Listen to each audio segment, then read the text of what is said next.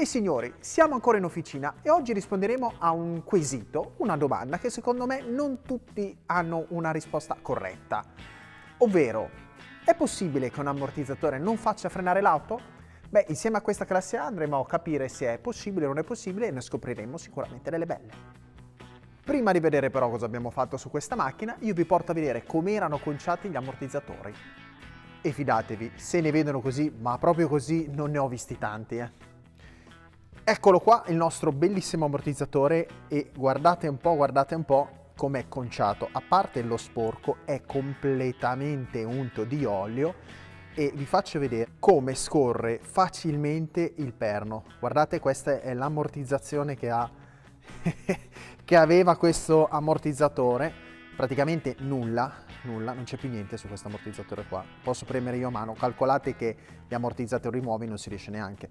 Praticamente l'o-ring interno che sta qua, che tiene l'olio, perché qua abbiamo dei vari passaggi dell'olio che permettono all'ammortizzatore di lavorare e ovviamente far combaciare, far avere il perfetto equilibrio tra massa sospesa del veicolo e non sospesa e quindi non far saltare la macchina se è troppo rigido, seguire la strada nel modo più corretto possibile.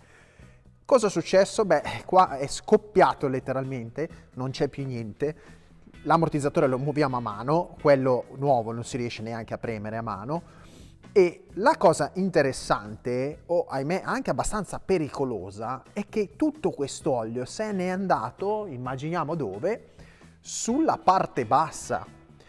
E cosa troviamo nella parte bassa? Beh, innanzitutto inondato, adesso andiamo a prendere la lampadina, vi faccio vedere un attimo che è inondato tutto, eccolo qua, qua abbiamo la lampadina, la lampa, la famosa lampa, mettiamola qua che si dovrebbe vedere, è andato a bagnare tutto qua, addirittura qua c'è anche la goccia dell'olio che cadeva, ha bagnato i varie testine eccetera, ma non solo, è andato a contaminare tutti i freni.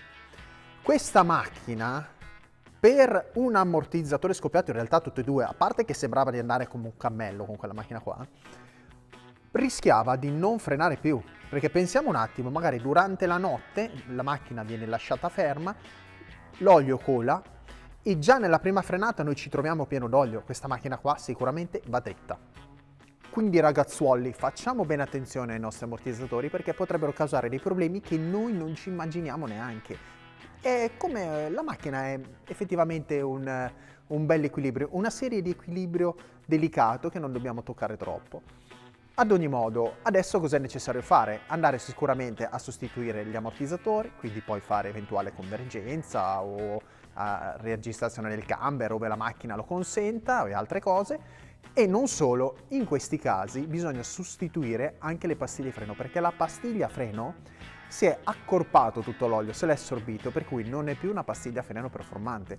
Quindi dischi si possono anche pulire, è difficile che il metallo assorba l'olio, ma mentre la pastiglia, che è una pasta, è abbastanza porosa anche sì, è assolutamente consigliato per sicurezza sostituirla.